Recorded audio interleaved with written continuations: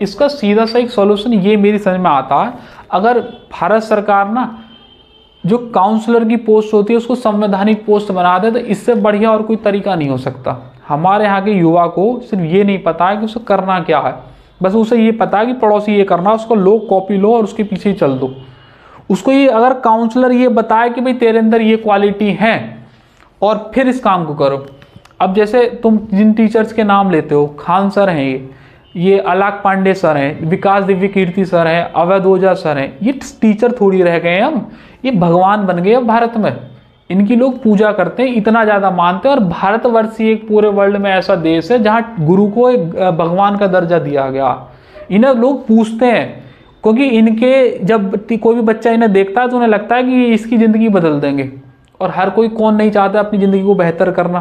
भाई किसी गुरु के पास बैठ के तुम अगर अच्छा महसूस हो रहा है तो कौन नहीं चाहेगा उसके पास बार बार जाना। अगर ऐसे काउंसलर और ऐसे, ये तो मैंने कुछ नाम बताए तुम्हें, ऐसे भारतवर्ष में पता नहीं कहाँ कहाँ कितने कितने हैं। अगर आप ढूंढने पर आओगे तो कितने सारे काउंसलर मिलेंगे। इन काउंसलर को उठा के बस इतना सी तो बात कहनी कि भैया आप तुम अपने यहाँ की जो युवा पीढ़ी है उनके लिए ये काम करो, एक सिस्टम के थ्रू चलो, हम भी देखें कैसे कोई कन्वर्जन करा ले। उन्हें ये पता ही नहीं कि करना क्या है। अरे धर्म को कन्वर्ट करने का मतलब कहाँ से आ गया, मेरी तो यही बात समझ में नहीं आ रही। अगर आप कहीं भी पैदा हुए हो तो अगर आपका जन्म जिस किसी भी क्षेत्र में हुआ है तो वहाँ इसका मतलब ये संदेश है कि आप इन्हीं बाउंडेशन के बीच में रहकर अपने आप को एक्सप्लोर करो। ये क्या तुम दरियागंज ही कूद गए कि दूसरी जगह जाके वहाँ कुछ अच्छा हो जाएगा। आप जहाँ पैदा हुए हो वहीं पर रहते हुए उन चीज़ों को एक्सप्लोर करने की कोशिश करो, वहाँ से अपने आप को बढ़िया बनाओ। कहीं दूसरी तरफ चले गए और वहाँ से आप अपने आप को बढ़िया बनाओ, उसके चक्कर में पता नहीं कितने घरों में तो रास्ते हो गए। ऐसी अच्छाई का करोगे भी क्या तो नुकसानदायक है। अपने वहाँ पर ही रहो और फिर वहाँ से चीज़ों को अच्छे बनाने की शुरू करो। ये काउंसलर इतना काम कर देंगे भारत में कि बड़े अच्छे तरीके से इन कन्वर्जन रुक जाएंगे। वरना आज तो केरला स्टोरी आई है, पिछले साल कश्मीर फाइल आया था और अगले साल कोई और स्टेट की स्टोरी आ जाएगी। दिन दूर नहीं है किसी दिन इंडियन स्टोरी भी आ जाएगी कि पूरे वर्ल्ड के अंदर एक ये हिंदुस्तान ही एक ऐसा देश बचा हुआ है जो हिंदू राष्ट्र कहलाने लायक है, जो सारे की नज़र इसी पे ही है कि इसमें कैसे कुछ गड़बड़ करी जाए।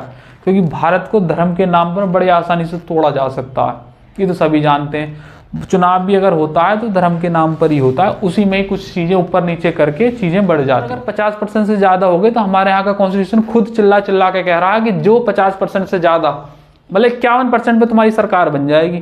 तो भाई ये क्लेम कर देंगे ये हिंदुस्तान नहीं हमारा देश है, फिर कैसे रोक लोगे तुम इन्हें।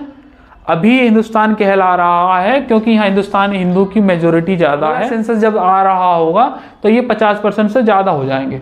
इसका मतलब ये है कि हिंदू 50% से कम होगा और जो कम होगा उसकी तो माइनॉरिटी हो गई और जो ज़्यादा होगा वो मेजोरिटी हो गई। ये एक प्लानिंग के थ्रू चल रहे हैं, हर 10 साल में इन्होंने करना। इनका एजेंडा सीधा सही है 2035 से 2040 के बीच में हिंदुस्तान को कन्वर्ट कर। कॉमन आदमी होता है ना जिसको इन चीज़ों के बीच में नहीं पढ़ना है, उसका सीधा सा मतलब ये था कि मुझे एक अच्छी खासी सोर्स ऑफ इनकम चाहिए और इन चीज़ों में पढ़ना ही नहीं। ना वो वोट देने जाता, ना वो सरकार से कोई उम्मीद रखता। बस उसे पता होता है कि मैं जो काम कर रहा हूँ बस मैं अपने हिसाब से कर रहा हूँ, मेरी फैमिली पढ़ रही है, इसको आगे चल के नौकरी दिलानी है, बिजनेस कराने, मेरा भी बिजनेस ठीक ठाक चल रहा है तो मैं इन चीज़ों में क्यों पढ़ूँ।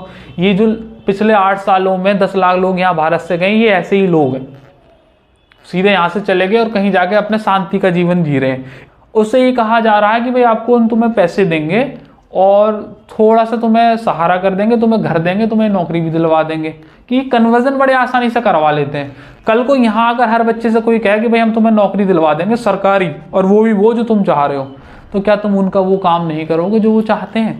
बदले में बस वही तो कह रहे हैं कि भाई तुम्हारा पंकज के पीछे थॉमस लगा लो या पंकज को पैकेज कर लो, बस इतना ही तो चाह रहे हैं। बाकी तुम्हारी लाइफ जैसे चल रही है वो चल रही है, तो वो क्या मानेंगे नहीं इस बात को। भाई उनके लिए मिल तो रही है, सरकारी नौकरी मिल रही है, तुम्हें घर मिल रहा है, अच्छे खासे पैसे मिल रहे हैं और आगे तक इन फ्यूचर के लिए फंडिंग मिल रही है, तो वो क्यों ना करेंगे। और इन लोगों के पास पैसा है और बहुत बड़े अमाउंट में है। समस्या होगी तो फिर देखी जाएगी, क्योंकि आधे से ज़्यादा पॉलिटिकल पार्टी तो ये सोच रही है कि हम कैसे वहाँ केंद्र में पहुँच जाएं।